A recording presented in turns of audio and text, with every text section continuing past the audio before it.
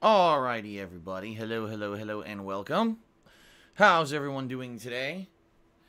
It's Saturday, February 16th, 2019, and I am Darkside Phil. I welcome all of you to today's first of two brand spanking new release gameplay streams.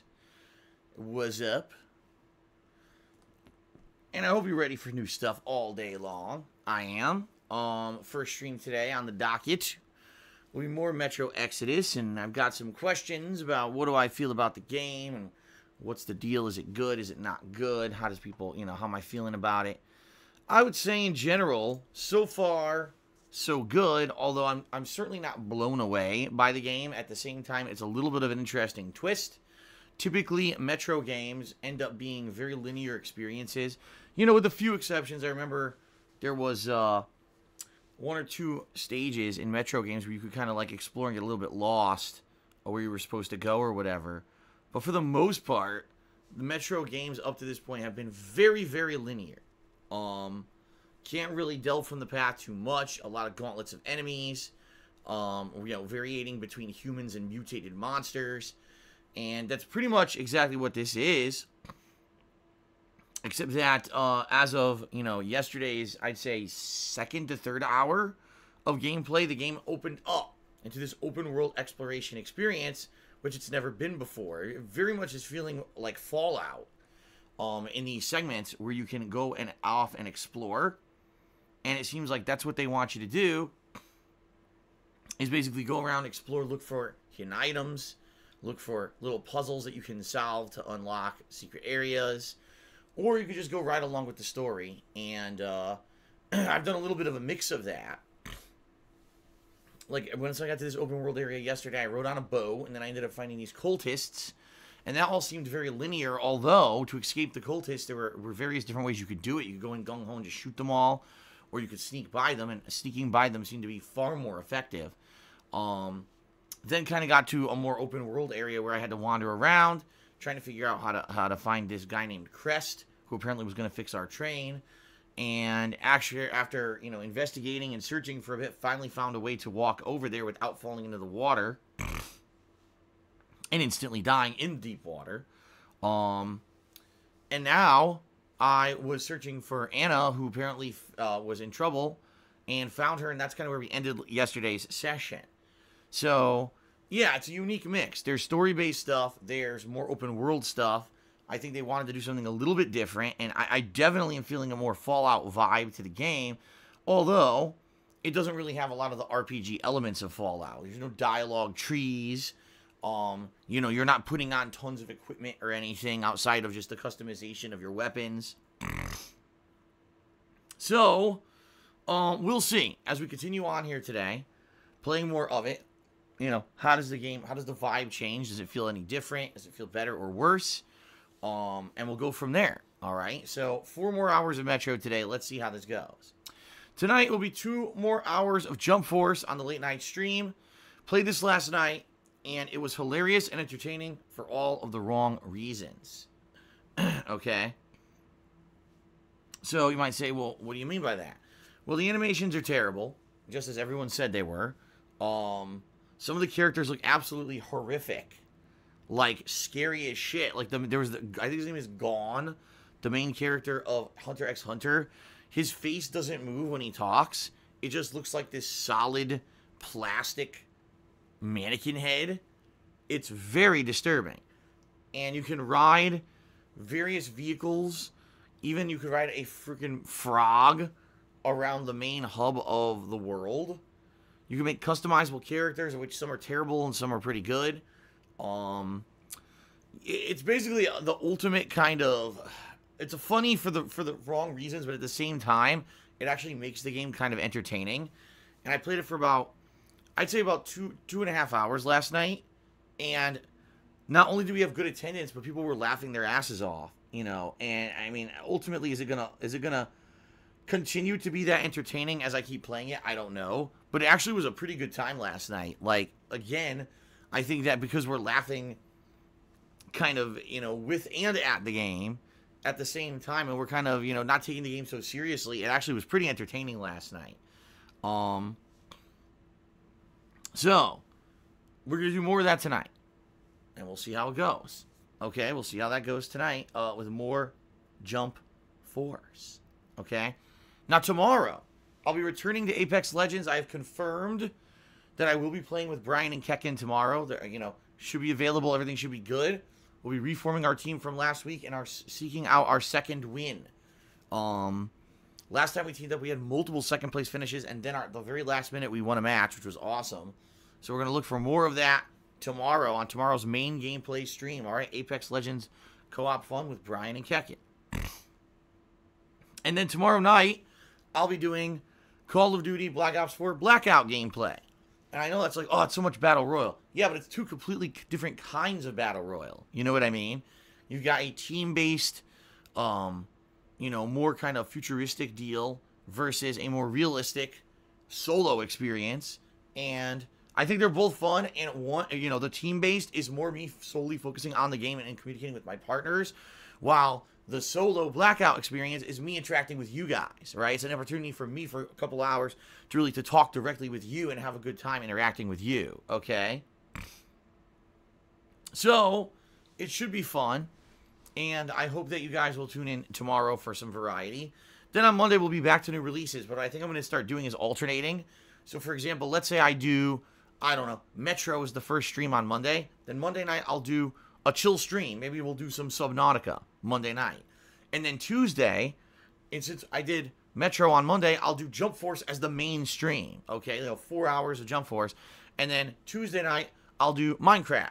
Okay, so that's just an example. I'm not 100% guaranteeing you guys that's what it will be Monday, Tuesday. But that's kind of what I'm thinking. New release content during the daytime streams, and then more chill stuff at night for variety's sake to break stuff up. Okay, now some people have asked what's going on with Dark Souls. Dark Souls, if I explained to all of you when I started it back in January, is a downtime playthrough. It is not something that's going to be consistently played when there's new releases to be played. Therefore, Dark Souls is on hold until we get further into the new releases. We see how much is left, and we'll go from there. All right? I'm not saying that I won't do it every once in a while. Maybe every once in a while for variety, I'll do a Dark Souls stream at late night or something. But for now, it's not my major focus nor concern. That's something that I'm going to go back to, at a later date, when there's more time, more opportunity presents itself to play it. Okay?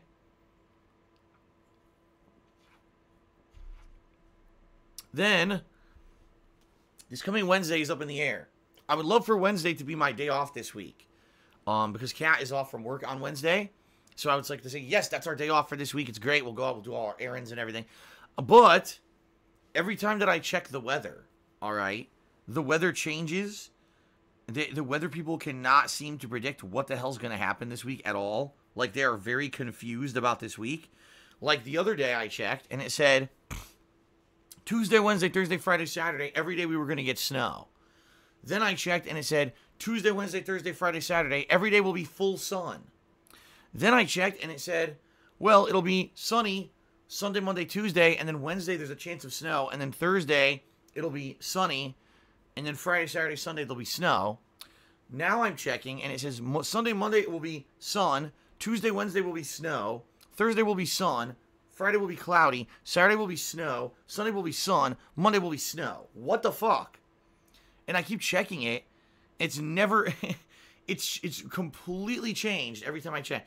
So the reason I'm bringing this up, obviously, if it's snowing, then I'm not going to be having my day off on a day when it's snowing. That would be pretty stupid, because I have a lot of things I need to do on my day off. I can't be out driving around in snow, okay?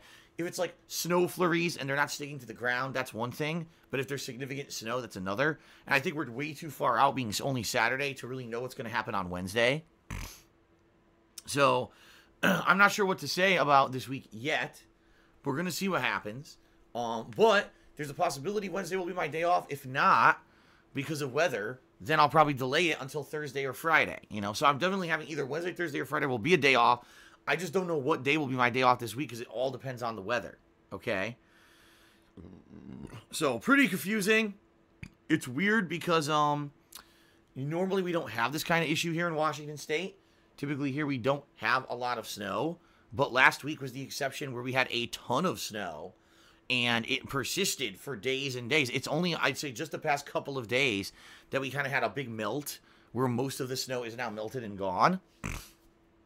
And everything's kind of getting back to normal. So I think we're all hoping here we're not going to get another significant snowfall that's going to screw everything up, you know. But that being said, who knows? You don't know what's going to happen. It could happen. It might not. I don't know. I can't tell from the weather. The weather doesn't know shit. They change it every time I look. Okay. So we'll see. We'll see what happens. Coming up this week, and I'll let you know more once we have more weather developments. Okay.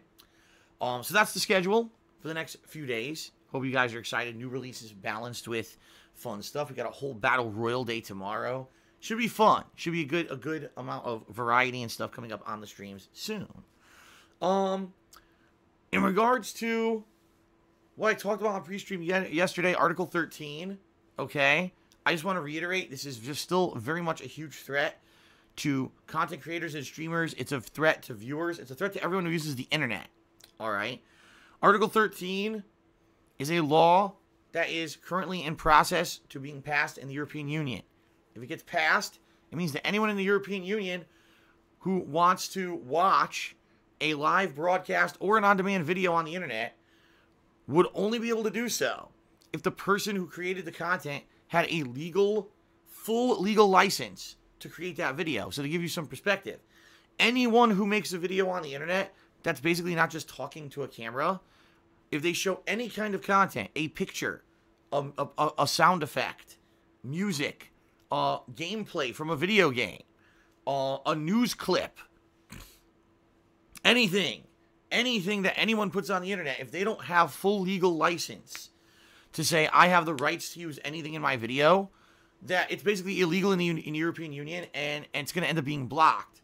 You know, both YouTube and Twitch have said, if this law goes into effect, there's no way that we can check every single person who broadcasts or creates content on our websites. Therefore, it's very simple. If you're in the European Union, you can't use our sites anymore. We're going to block you. They've outright said this is what they're going to do. Vice versa, if you're a content creator and you live in the European Union, you're done. You will not be able to create content anymore for the internet. YouTube and Twitch have outright said they're just going to block those people from being able to put out content because they can't check every single person to make sure that they have licenses to do so.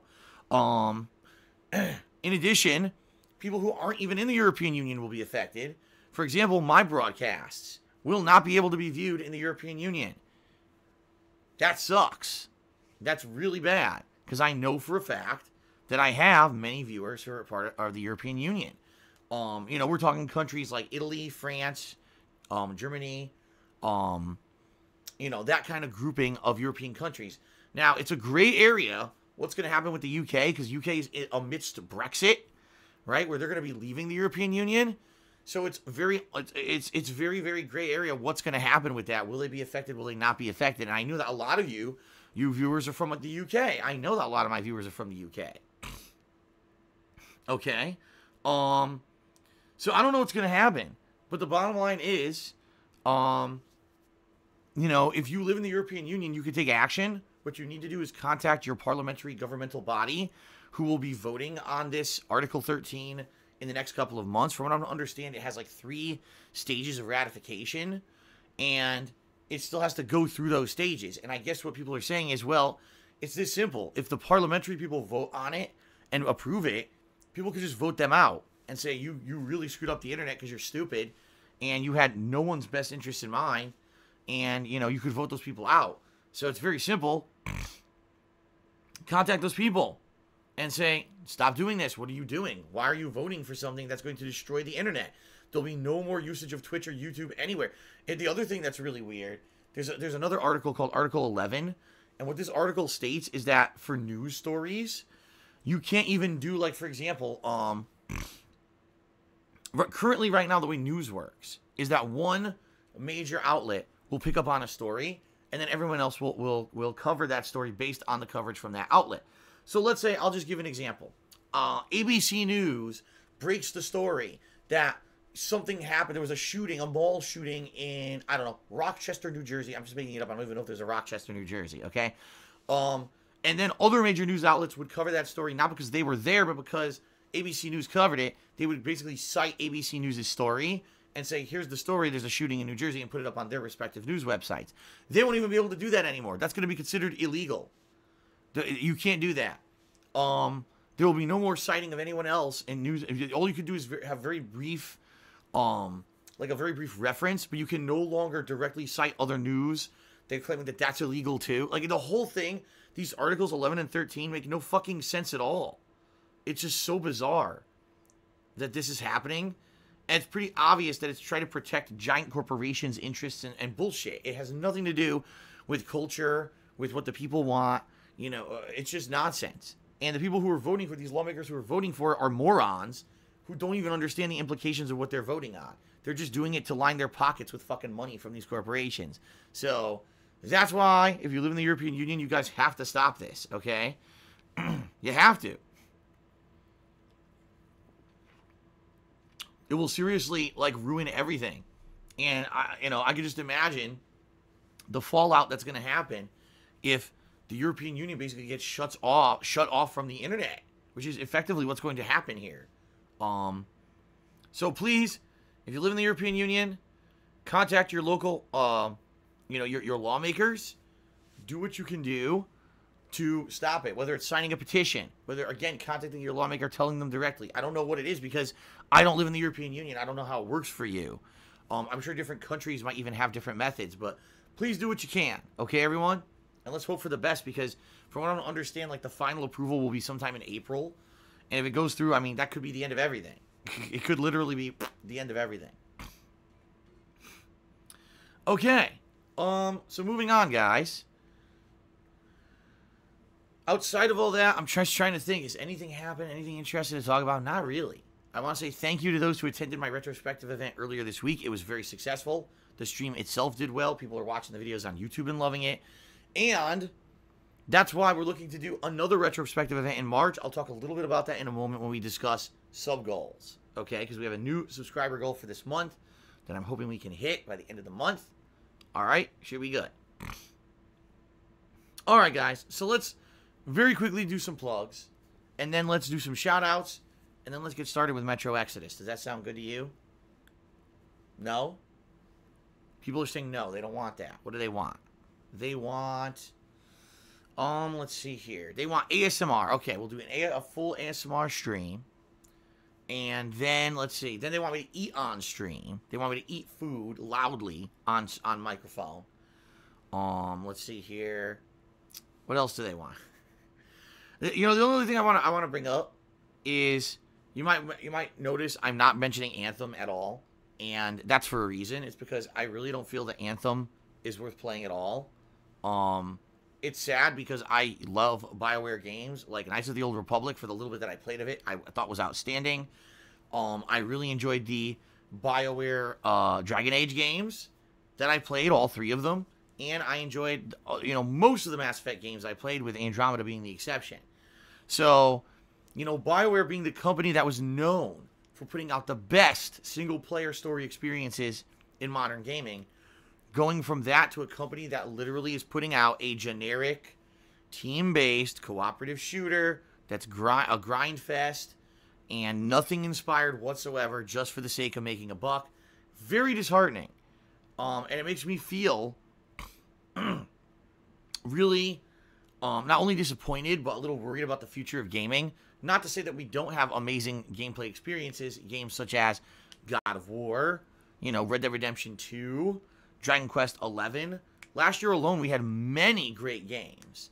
This year, we had a good start with Resident Evil 2. I thought was a really good outing for survival horror, which is probably, due to its success, going to spawn many other survival horror remakes and also just flat-out original games as well. That's a good thing, okay? But all that being said, it makes me nervous that you have studios that were primarily known for making amazing story-based experiences now making, cooperative grindy crap just for the sake of a buck, okay? And I'm really, really wondering, how is Anthem realistically going to sell? Will it actually sell a ton just because it's BioWare? You know what I mean? Like, I don't know. For me, I haven't seen a single piece of information, a single gameplay clip, Nothing has made me feel like this is a game that I should play. Nothing makes me feel like this is a gameplay experience that if I don't play that I'm really missing out and I'm going to be disappointed that I missed out on something that was great this year. Like, nothing at all has made me feel that way. That's not good, you know? Like, this would be one thing if this was like this is a tough decision. Because BioWare is so good, and I know this game's going to be great, but I really don't think that co-op is my kind of a deal. It's kind of the opposite. Like, I haven't seen anything that makes me feel like this is going to be worth playing. You know what I mean? And it's very disheartening. Like, it just sucks to me because Anthem was going to be one of the biggest releases of 2019, and now it seems like it's not even a mentionable release. You know? So that being said, I guess that's, you know, pretty much my feelings on it, and that's probably why I won't be playing it later this week. All right? Just being honest with all of you. You know, I was so excited for it when it was first announced, a new IP from BioWare. Now it just seems like a stinking pile of dog shit. So I guess I'm not playing it. Oh, well, I guess. All right, so let's move on, guys. Ladies and gentlemen, thank you very much for all of your support. Thank you for everything. You know, particularly the past couple of weeks, people were very, very supportive, stepping up, you know, with big tips and stuff, and I appreciate that. If you would like to support my efforts to continue to do this, if you'd like to see me keep my house, and this is a very, very realistic thing right now. If you would actually like to see me keep my house, all right, because right now I'm in a very big threat of losing it because of taxes that I cannot pay, all right, that are going to be due in April. So we're talking either a tax lien on the house, we're talking a payment plan that the government will probably force me into that I can't afford. We're talking big problems, all right? So if you want to see all this continue, you like the daily live streams, you like the content I put out on YouTube, you like the quality of the content that I put out in my studio office here, and you want to see all this continue, there are many ways that you can contribute that help out, all right? Allow me to describe some of them, all right? First of all, my Patreon at patreon.com/darksidephil, all right? Where your monthly pledges earn you personal perks, and those personal perks are various and you know, interesting. For example, you can get your questions answered on my bi-monthly Q&A show, Ask the King. And there's a new episode of that coming up in March. So if you pledge that certain perk level by the end of this month, you can get your questions answered on my Q&A show for sure in big elaborate detail. Pretty cool, right? Or you can get a private Q&A video made. Or you can get in on events where people nominate and vote on special games. For example, people just finished nominating some of the stuff that happened and that we watched back in my most recent retrospective event. Okay? So give it a look. Patreon.com/darksidephil. Thanks to everyone who supports via that method. I appreciate it. I also have a Teespring store where I sell merchandise like t-shirts and hoodies and the like. Good quality stuff. I can attest. I own a bunch of it myself. And I get a commission for the sales while you get a cool, high-quality collectible. So give it a look. But if you're actually here on the stream, all right, if you're actually here on the stream, live, and I say that because some people actually watch, they actually watch this as a, oh man, they actually watch this as a pre-stream on-demand video on YouTube. That's what I meant to say. Blah. So yeah, so if you are watching live on the stream and you would like to have some interactivity with me, all right, during today's stream, if you either cheer with bits, subscribe to the channel, or you tip me live, I will give you a shout out for said contribution. Now, keep in mind, it should be a positive shout out. I'm not going to take trollish messages and stuff like that. It's at my discretion what I read on the stream.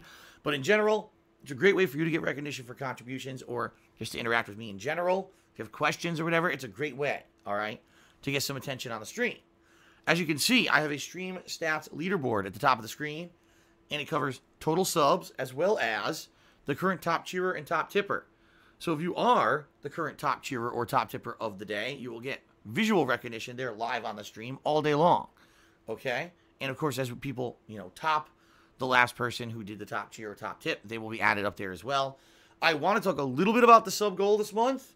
All right, sub goal is in effect. People have been asking for one. We got one. If we get 525 subscribers at any time by the end of this month, I will be doing another retrospective special event, much like the one I just did on Wednesday. You know, vlogs. This time around, I'll probably try to include way more gameplay because the last time we did almost none. Okay. I think it'd be a great event. Another great day of just kind of chilling and having fun and watching back and looking at the past and laughing and relaxing and reacting and just having a good time. Okay. So, how can you make it happen? Subscribe to the channel. All right. Subscribe to the channel. All the great benefits you get from being a sub, including all the emotes. I believe at this point we have 35 or more of them. You get a cool chat crown badge that shows how long you've been a supporter. You don't have to watch advertisements when I take ad breaks. You know, all these things are great positives. So please consider subscribing to the channel. Thanks to everyone who is a current sub. Let's get it going. Let's try to get back up above 500 subs. Okay? Alrighty then.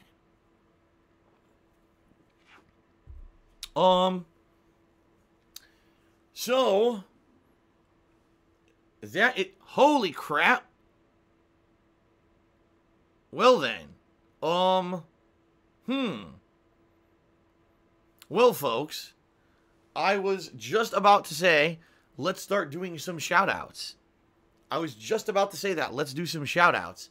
And as I was about to say that, Jad F just gifted 29 Tier 1 community subs. A group subbing. A massive group gifting of subs.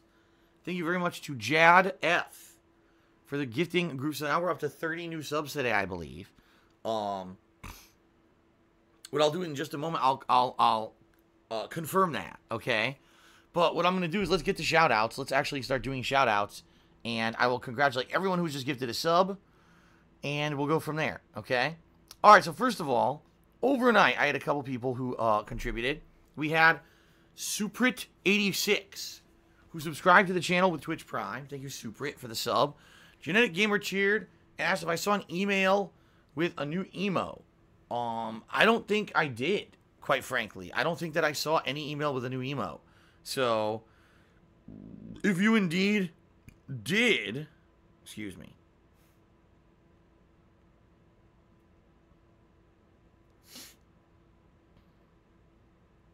If you indeed did submit an emo, and I didn't see it, what I would suggest, instead of doing that, post it up on the forums. On thekingofhate.com, there's a thread there where everyone posts up their submissions for emotes and the like. Please post it up there. Then I'll be able to see it a lot clearer, and I'll decide if it's something that I want to implement or not, all right? Sometimes, that's the problem, if you send me an email with an attachment, it'll go right to my spam filter, and that's more than likely what happened here. Okay? All right, shout out to Johnny Cash, who tipped me $1. And I think he's trying to attempt to call me a hypocrite here. I'll bear with it. I'll read what he says, and I'll respond directly. He says, in one of your previous pre-streams, you once said not giving a game a fair shake and just shitting on it would be so ridiculous, immature, and invalid criticism. I was wondering why you're doing this for new games like Crackdown 3 and Far Cry. I'm not. There's a difference between just shitting on a game and not giving it a fair shake, or taking what you've seen and what you're hearing from a wide variety of sources as input into making a judgment of whether or not you actually want to buy a game. Allow me to explain. If there was a bandwagon of hate for a game, and it just seemed like a bandwagon of hate for the sake of being a bandwagon of hate, which I've seen happen many times before, in you know, gaming journalism, in just gaming in general. Let's hate on this game because it's cool to hate on this game and say that it's bad. All right. Then that's wrong, okay? But if you hate on a game because the game has flaws, the game is known to have bugs, errors, to be, you know, either, you know, with objective criteria, a game that's stacked up against other modern games is not as good as what you would expect from a full purchase, that's a fairly different comparison. So, I guess I'll give you a few examples. All right, I'll give you a few examples. Fallout 76 was completely shat upon when it released. All right, even though it's a Fallout game, and most Fallout games get mainstream coverage and mainstream, you know, positivity, this one did not. The game was launched rife with bugs, issues, bad performance, no NPCs whatsoever, The game basically is an empty wasteland where all you do is shoot shit and grind, and it's bug-filled, and it's not very entertaining, all right? Everyone jumped on the hate bandwagon and panned the game. That's okay, because the reasons it was panned were objective reasons, okay? Actual objective reasons why a game did not get any kind of, love from the gaming community, all right? Now, compare that with Metro Exodus. The reason Metro Exodus is getting negative attention is because the creators of the game decided to pull it from Steam for PC distribution and instead only make it available via the Epic Games Store. They realized it would make them more money and, ultimately for their company it would be a better option, okay? And PC gamers went nuts about this. Oh my god, I already pre-ordered on Steam. I wanted to preload on Steam. And then basically caused this big cacophony of drama that had absolutely nothing whatsoever to do with the actual game, period. The quality of the game has nothing to do with this situation. Yet you had thousands of PC gamers saying, we're boycotting Metro Exodus, we're not playing Metro Exodus. It's like, but that has nothing to do with the game. So you see the difference? You see the absolute difference here? Quality of a game versus drama around a game are two completely different things, okay? Now, in the situations of games like Crackdown 3 and Far Cry, I actually kind of was open to both games. All right, Far Cry New Dawn, from everything that I saw, looked like Far Cry 5. And the fact that the game was released only 1 year after Far Cry 5 makes me feel this is not a full-on game. It's just not. What this is, it's Far Cry 5, same exact gameplay mechanics, same exact, assets, reskinned to have an updated plot, continuing from the plot from last year's Far Cry 5, to make a quick buck. Let's really use the same exact assets, slap on a tacked on new story to try to release the same game twice and make more money, so that way we can make more money off of minimal work, okay? That's what I thought it was from everything that I had seen. Crackdown 3, I had no idea what to expect, simply because I had never played Crackdown before, all right? But, Terry Crews brings some hype, and, is the game going to be good? Who knows? So, the reviews came out a few days ago. Most people said exactly as I thought. Far Cry New Dawn is Far Cry 5. If you liked Far Cry 5 and you're not burnt out, you'll probably like the game. But it even apparently has the same exact NPCs. The same NPCs. They didn't even make new characters. It's the same fucking NPCs. They didn't even bother to make new characters for the game. That's pretty bad. So, it's exactly what I expected. And I said, well, that's why I wanted to skip it, right? Crackdown 3 apparently is an outdated, buggy, wonky mess. It feels like an early Xbox 360 game, which apparently is actually what it was supposed to be, because this game was in development for a while, got delayed for a long time, and now it's finally coming out, for Xbox One, when in reality, it was supposed to be an original Xbox 360 game, and apparently it's very, outdated. It doesn't have modern stuff in it that you would expect. And people are like, well, if you just like running around throwing cars and blowing shit up, the game's pretty fun, but it's incredibly repetitive and grindy, and unless you're okay with that, the game sucks, okay? Now, you see what I'm saying here? The difference? Drama versus objective facts, okay? If there was a game completely being panned by the game journalists for stupid reasons, it had nothing to do with objective facts about the game, I would say, yeah, that's bullshit. That's shitting on it just to make a bandwagon approach. And I have seen this with gaming journalism before. Absolutely, I have. And there's been times when I'll read a review and I'll hear things that supposedly are objectively bad about a game, and I'll be like, that doesn't sound bad to me. In which case, I'll try said game, and the game ends up being a success. All right? So it all depends. It all depends on many factors. In this case, being that I am in a situation financially where I'm not very well off at all, I'm in a very bad financial situation, quite frankly. Okay, just being very honest with all of you. And I'm at a point where I know that I have to pick and choose what games I play because, simply put, I don't have the funds to be buying, 4 games in one day, out of which only 1 is good and 3 I play and don't really like. So I have to basically pick and choose. And in a lot of cases, this is a wait-and-see attitude. Like, I picked Metro Exodus and I picked Jump Force. I felt these would be the two games that would fit my stream style and my audience more than the other games that were available as new releases at the time, okay? So I had a wait-and-see attitude. I certainly didn't write off and say, I will not play Crackdown 3 and I will not play Far Cry New Dawn. I waited to see what other people had to say about them, all right? And now, here we are on Saturday, so those games are out, and people have told me who bought them, yeah, Phil, you know what? Those opinions are correct. These games are not very good in this regard or that regard, and you probably shouldn't play them, so I'm going to skip them, you know? Same thing with the Resident Evil 2 DLCs. Like, there was 3 free Resident Evil 2 DLCs released yesterday called the Ghost Survivors. I was pumped for them, to the point where I even said, yeah, I'll probably play them. I'll put them on my schedule. Come to find out, they're exactly the same as the 4th Survivor mode in Resident Evil 2, where you play as Hunk. He's an Umbrella agent, and you're given limited resources to basically do a survival run through not only the sewers, but also through the mansion and try to survive. They're exactly the same. Like, they didn't even change it. It's the same thing. You're just going through different areas of the map. Same premise with these survivors. There's zero story. It's incredibly boring. It's only for people who absolutely want to monstrously challenge themselves with survival runs. Outside of that, there's no point in playing them. So that's something I was hyped for, and I'm not playing. There's no point. It's not going to be entertaining, you know? So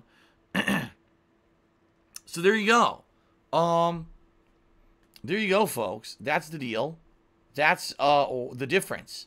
There's a difference between jumping on a bandwagon for the sake of being a bandwagoner and being, oh man, I gotta agree with the common opinion of everyone else that such and such a game is bad. Or, on the flip side, that such and such a game is so great, it's the best game ever. I have to jump on the bandwagon versus actually having objective facts weighed and balanced to determine whether or not a game is worth playing or not. That's the difference. But Johnny Cash, from your message, it seems like you don't understand that diversion there. Like, you don't even think there's a difference. You either think you 100% ignore gaming media and what others say about games and play them for yourself, or you 100% believe what everyone has to say. That's not the case. As I said many times, for the mature-minded person, the world is not black and white. The world is many shades of gray, and you have to find the right situations to weigh and balance facts with opinions and to make informed decisions for yourself. This is what a mature adult does. And it seems to me, via your messaging, you don't have that capability. For you, it's black and white. It's one or the other. It's all one way or all the other way. That's not how life works. Okay? That's not. And once you finally realize that as you get older, and you will make much better decisions in your life. But, you know, from what you're doing, you're trying to basically call me out and call me a hypocrite, when in reality, all it does is shows your own immaturity. So, thanks for the tip. Okay, then. All right, so now we start with people who contributed during today's actual stream. We started out with I Toxic. I'm not even kidding. It's spelled Y-Yam-I Tahox Ick. Tip me $1 and says, hello, Phil, longtime viewer, love the stream. That was pretty lame. I'm not going to lie. You're the only tipper for the day so far, so I'm going to put you up with a Y. I'm not going to write out that whole thing because that's just a really stupid name, and it's pretty much a really lame attempt at trolling. But Y can get up there on the leaderboard as the first tipper of the day with $1. So thank you very much. Alrighty then. Let's continue on. Van Clays 009 cheered 50 bits and says, I'm from Bulgaria and I'm signing the petition against Article 13 right now. Good.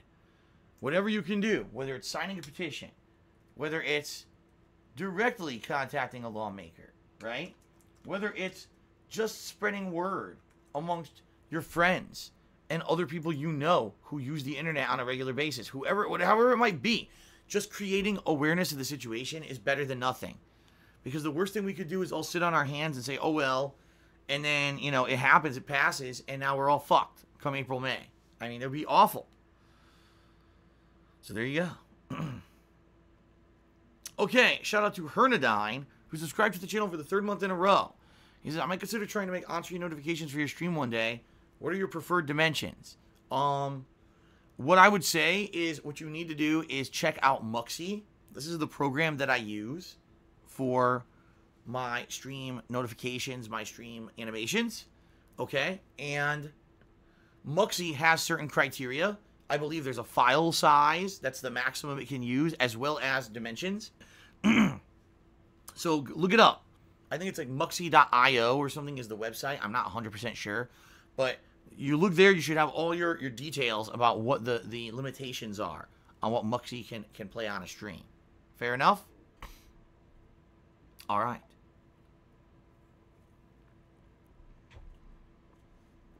All right. Glowing White Face did a 50-bit cheer and says, they just want to make a buck for the least amount of work possible. I believe he is referencing BioWare.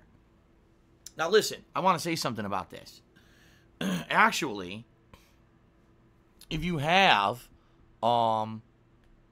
actually looked at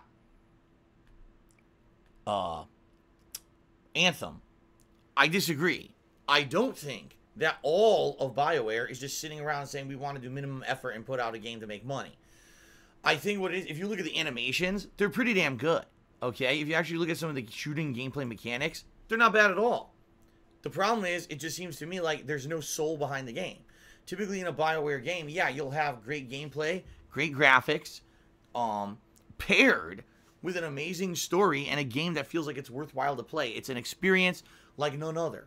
You're going to have this epic journey through the development of characters, through, you know, a plot that will unfold. And it doesn't seem like you're going to get any of that whatsoever in Anthem. That whole element of BioWare games that made their game so unique and special is missing from the game. The game is completely soulless. The animations are great. The graphics are good. The gameplay mechanics might work and be functional and fun for the first couple hours. And then after that, the game will degrade into crap. Grinding. So no, I don't think that they're trying to make a buck for the least amount of work. I think the people who worked on those elements actually have done a really hard job, and if anything, what's going to happen is it's going to be very sad, because you have this group of people who are used to working their butts off to put out quality games. They're going to put out Anthem, and their work is going to be pretty much ignored when no one buys the game.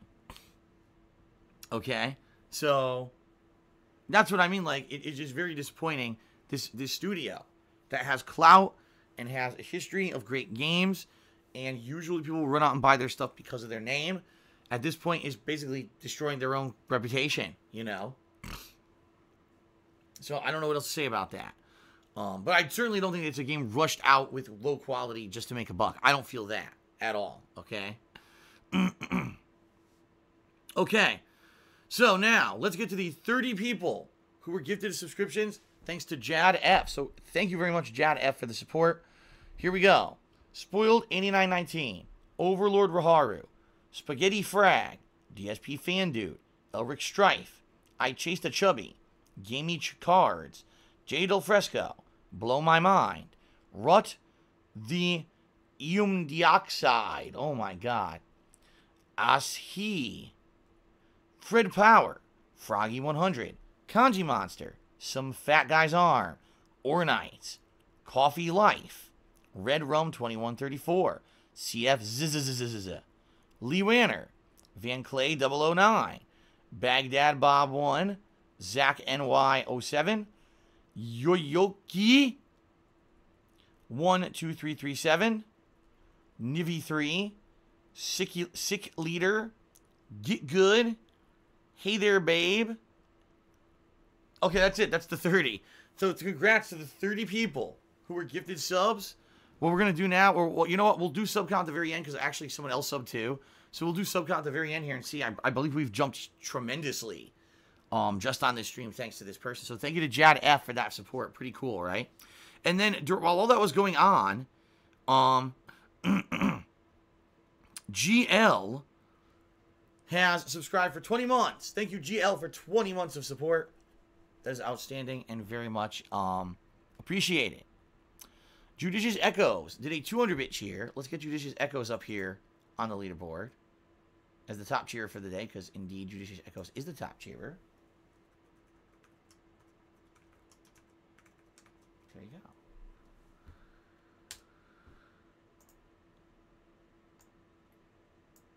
go. Okay, so Judicious Echoes did a 200-bit cheer. The issue with Metro Exodus is the Epic Store It's the lack of support available on it, and it's unproven for a digital storefront and has had issues with updates and corrupted data. Well, there you go. And you know what? Far be it from me to say there's no real issue with the Epic Game Store. That's not what I'm saying. What I've been saying is, I don't feel that the drama presented against Metro Exodus because of the Epic Game Store forced launch, or whatever the hell you want to call it, excuse me, I feel that it has nothing to do with the quality of the game at all. You know, just because a game on PC only, by the way, not on any console, or just on PC, you're forced to get it through a certain client, doesn't mean the game is bad. Doesn't mean that we should pan the game and create a campaign against the game and go on Metacritic and put in 100 negative, you know, user-generated review scores about the game. It's just childish behavior. It really is. At its worst, too. It's childish behavior at its worst to do shit like that. Because all you're going to do is hurt a game and a game studio that might have put out one of the best games of the year, who knows, and they get no attention and no positivity now because some people are butthurt because they have to download a new client to get the game. You know, pretty fucking stupid. I'm not saying it's not an issue. I'm saying don't destroy the reputation of a game developer or completely wreck a game because of something that has nothing to do with the quality of the game. All right? All right. Swaggins has cheered. He says, after playing the Resident Evil 2 DLCs, I'd say they're pretty fun. New enemies and cool minigame type mechanics. They're actually pretty hard and clearly meant for RE2 pros and speedrunners. Either way, it adds to the longevity of the game for free, so I can't complain. Yeah, certainly not going to complain. Anything for free is good, but for me, it's not that my cup of tea. I'm not a speedrunner. You know, I tried the Hunk Force Survivor mode once, and people told me I actually had gotten pretty damn far. That I just had some bad luck with some zombies grabbing me along the way. But if I had a little bit of better luck, I might have actually even beaten it. But yeah, like, I have no desire to go back and just speedrun the game a million times. So, that DLCs are just not for me, okay? Shout out to The League Ranter. The League Ranter, who has subscribed to the channel. Thank you, League Ranter, for the sub. I appreciate that. Why Am I Toxic? Tipped me another $1. And said, don't listen to the detractors, stay positive. Spelled P-A-H, which apparently is another meme. Like, I say the word content. Content. That's how you're supposed to say it. Content. And people say, Phil says, content. K-A-H-T-E-N-T. Which I don't. But they've literally fabricated things to become memes for themselves. It's much like how they say my laugh sounds like ack, ack, ack. So when I laugh and I go, ha, ha, ha, ha, or ha, ha, ha, ha, ha, ha, does that sound like ack, ack, ack, ack, ack? No. It sounds nothing like that at all. But they fabricated memes for themselves to laugh at, which makes no sense to anyone who actually has a fucking brain. But when you're brainless, you create things to laugh at. So, there you go.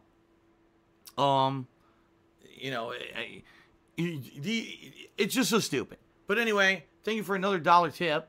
And, you know, enjoy your detractor memes and your life of, you know, general liquid brain. I don't know what else to say. Hope that you have corks for your ears so that your brains don't dribble out of your fucking, you know, your eardrums there. Swaggin's cheered. He says, so far with Metro, if you could improve one thing, what would you improve? I would say the gunplay feels a little bit too soft. What I mean by that is, you know, look at a game like Black Ops 4. Not to say that I love Black Ops 4, I don't. But you got very responsive controls. You're running, you immediately look down the sights, whoop, your gun pulls up, you can shoot with pretty good accuracy. In Metro, not so much. It feels a little bit sluggish. Like, everything just feels a little bit too loose.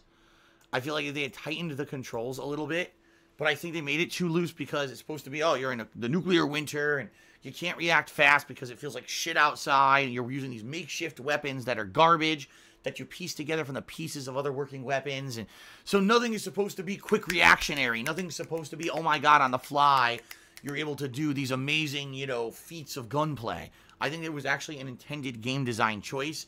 For me, I do prefer games where you can react a little bit better. For example, Doom. In Doom, on a moment's notice, boom, you just pull out a weapon and boom, blow something away. I like that.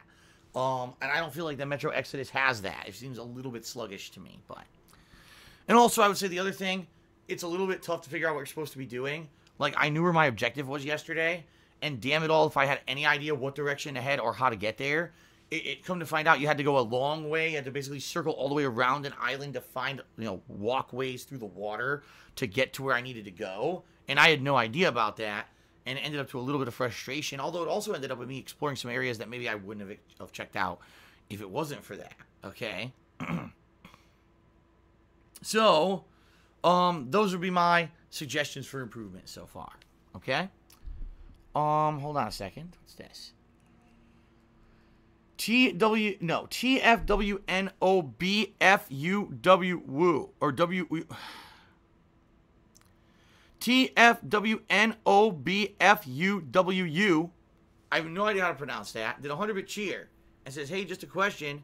In the theme of Metro Exodus, would you consider playing any of the Stalker games, like if someone were to donate one? I have no idea. I don't even know what they are. I couldn't even answer. I can't answer that question because I don't know what those games are. If I knew what they were, maybe I would say, oh yeah, I consider it. But I have no idea what Stalker is. So I guess I can't answer that. Okay.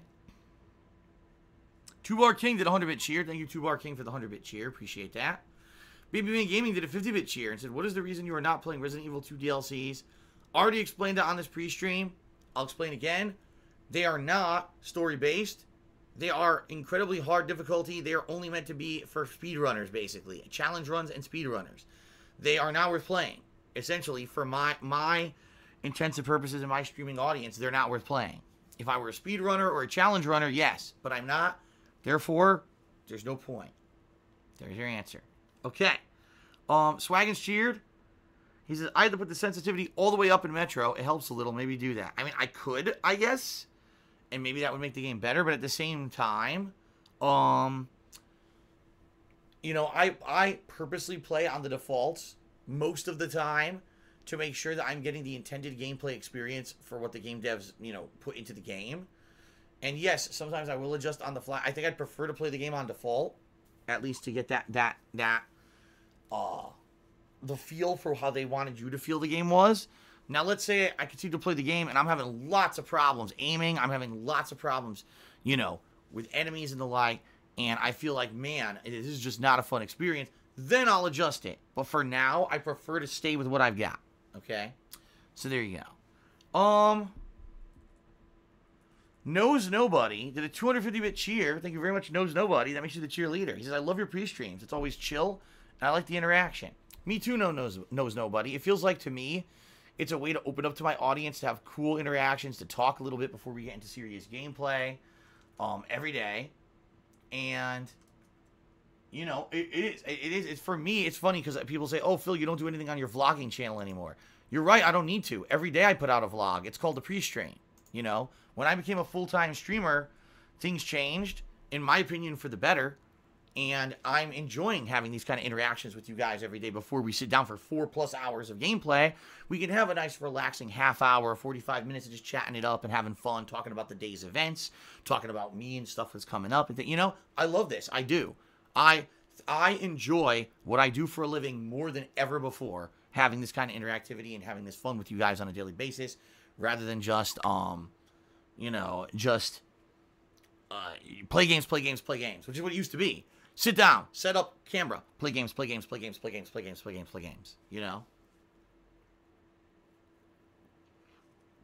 All right, continuing on. That Rich Democrat did a 100-bit cheer. He says, the sub gap between PewDiePie and T-Series is less than 50,000. Everyone needs to do their part and subscribe to PewDiePie. There you go. Still shilling for PewDiePie. Golf.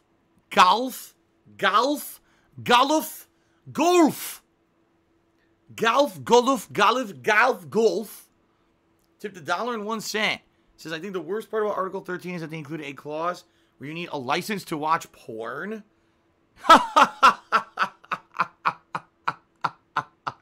Okay, then.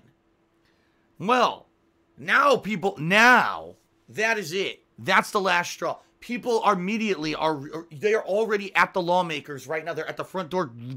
They're blowing the doors off the hinges. They're rushing into their offices. You gotta stop this. Oh, you gotta stop this. Oh my God. Anyway, thank you for the $1.01 tip. Ty Holmes 12 tipped me $20. Thank you very much, Ty Holmes. That's the top tip of the day. Let's get you up there on the leaderboard. First of all, before we read anything else here. And by the way, thank you for getting all these troll tippers off the leaderboard. I appreciate that too. Because let's face it, no troll's going to tip above $20. So this will actually be able to stay up there, you know, for a significant amount of time, I feel. So that's a good thing. So up to $23 in tips today. Thank you to the trolls and thank you to Ty Holmes. So Ty Holmes says the following. Any interest in playing MLB The Show 19 at the end of March if it's donated? As a big baseball fan, I enjoyed the first time you played it.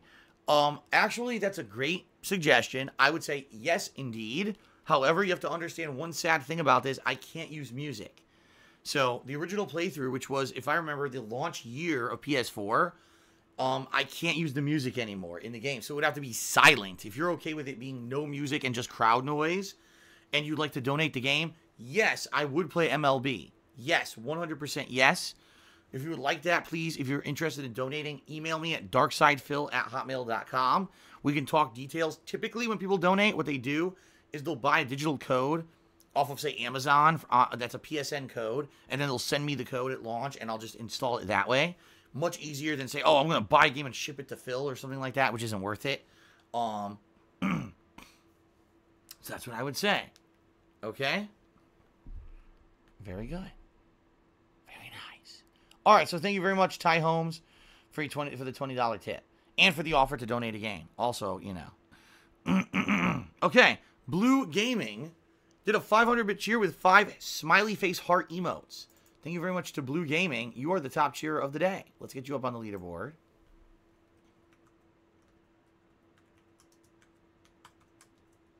Thank you very much for that contribution. Much appreciated. And thank you for those cool emotes. They're very nice. Maybe Man Gaming Cheer says, are you liking Jump Force so far? I guess what I would say is I don't hate it. And I think it's funny. Like, I think the premise itself is silly, and the game itself is having quirks and things that are making it kind of entertaining to watch. So that's a good thing. Am I liking the game to the point where, wow, this is a great game with great gameplay and, you know, no. But at the same time, I'm not saying it's not entertaining. It is. It's still entertaining. So I guess it's serving its purpose so far, right? Okay, Paul Jedi subscribed to the channel for 12 months in a row. Thank you, Paul Jedi, for a year of support. Much appreciated. I am what I... Oh, no. I'm sorry. Excuse me. Why am I toxic? Tip me another $1 and says, view count is greater than overdraft credit cards poggers. What the fuck does that mean? How do you overdraft a credit card? What? I think this person was actually trying to insult me in regards to the financial troubles I've been having recently with my bank account. But that has nothing whatsoever to do with a credit card. You can't overdraft a credit card, and you have failed miserably at your attempt to possibly troll me. Poggers. So there you go. But thanks for the tip anyway. So we're up to $24 in tips. What the heck, man? Okay. That Rich Democrat cheered and said, here's 1 bit for every million subs to PewDiePie. He gave me 86 bits. Amazing. Swaggins cheered. He said, since you want to play Shenmue 3 in August, when are you going to play Shenmue 2? I think you should do it soon, not because I like the game. I don't, but because if you do too close together, that might be Shenmue overkill. Well, my plans are as follows. I'm thinking one of 3 things. Late April, May, or June. Because if I play it in either of those months, it'll probably take me roughly a few weeks to beat. Excuse me. Yeesh. I don't think there's any RPGs coming out during that time period at all. Okay, that's a good thing. Oh my god, excuse me. Let's try this again. I exploded. Let's try this again. Either April, May, or June, because I think the game is long enough that it'll take a few weeks to beat, and I don't think there's any other RPGs coming out during that period of time. So I should be able to wrap it up in like early summer, like maybe June, July. And then, you know, the new one, Shenmue 3, comes out at the end of August. And let's face it, August, September, October, November, December are insanely busy gaming months. So even when Shenmue 3 comes out, there's no way I'm going to beat it in any relatively short period of time. It's going to be a game that's going to be extended and stretched out over the course of that busy gaming season. So I think we'll be all right. I do. I think we're going to be okay. Okay? All right.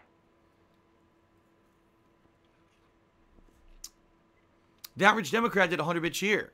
He says, honest question, if you ever won $1 billion on the Powerball and you had a kid, would you spoil them and turn them into a Tutankhamun? Be honest. No, I would not. First of all, I'm not interested in having kids at all. So that's number one. You know, it wouldn't be something that I would desire or plan at all. I wouldn't want that, okay? But no, I certainly would not spoil a kid. I would not just hand them a credit card and give them free reign to do whatever they want and think that there's no repercussions. I certainly wouldn't turn them into a chronic liar, which is what Tutankhamun was. First, he said he was a supporter, right, which he wasn't. His whole plan was to basically fuck people over, you know, to try to get back. By the way, I should bring this up, that Tutankhamun did not only do this to me, he did it to other people as well. That basically he gave them a ton of funds, and then he tried to charge them back afterward on purpose to fuck them over. It's not just me that he did this to.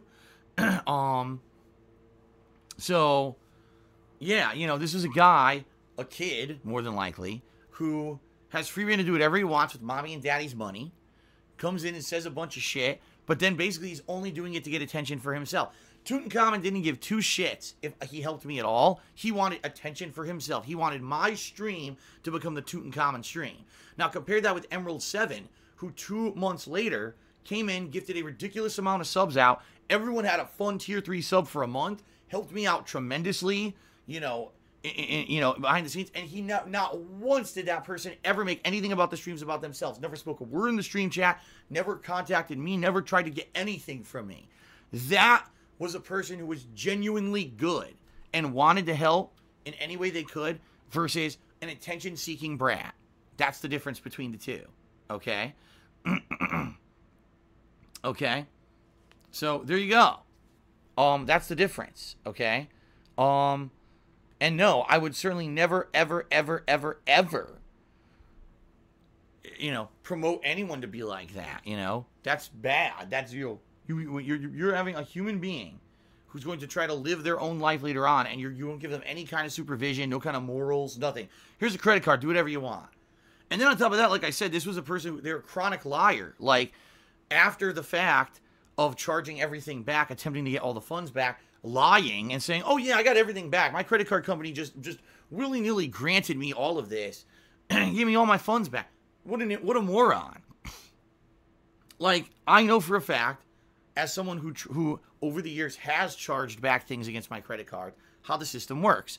When you have something that you claim is fraudulent or erroneous, the credit card company launches an investigation into it, okay?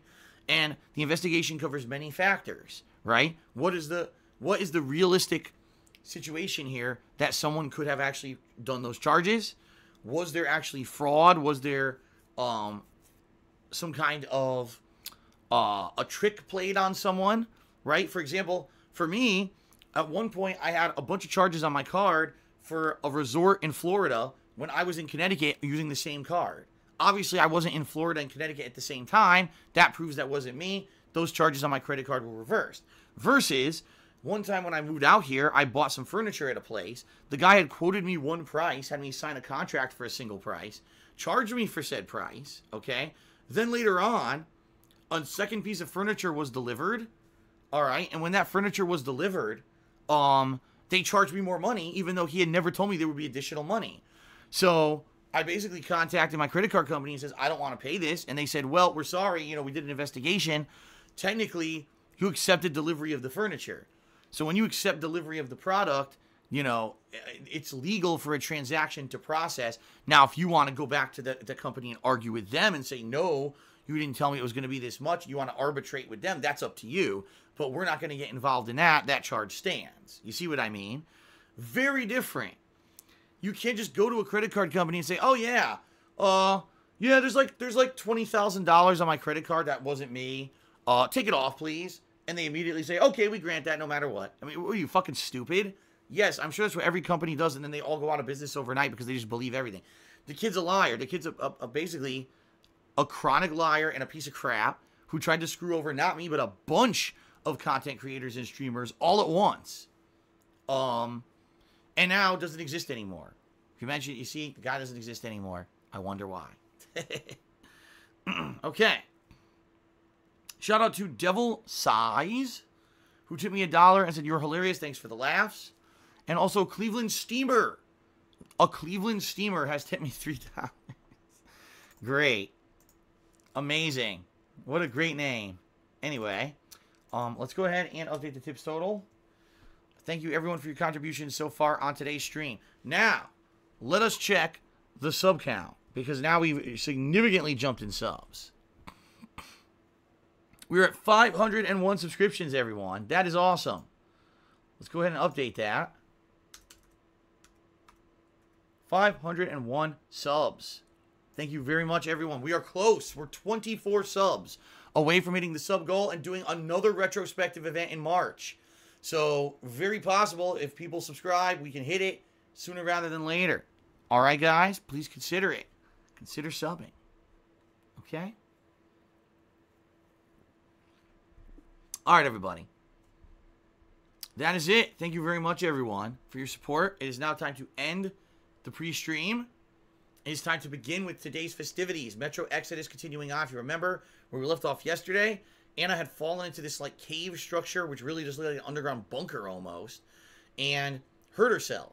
Now we have to try to search for a way to get through the bunker and open the escape hatch so we can get out, get back to the train. And I think we're almost done with the area we're in because we already found the guy who's going to repair the train. So I'm not sure there's much else even to do. We might be near the very end of it. Okay?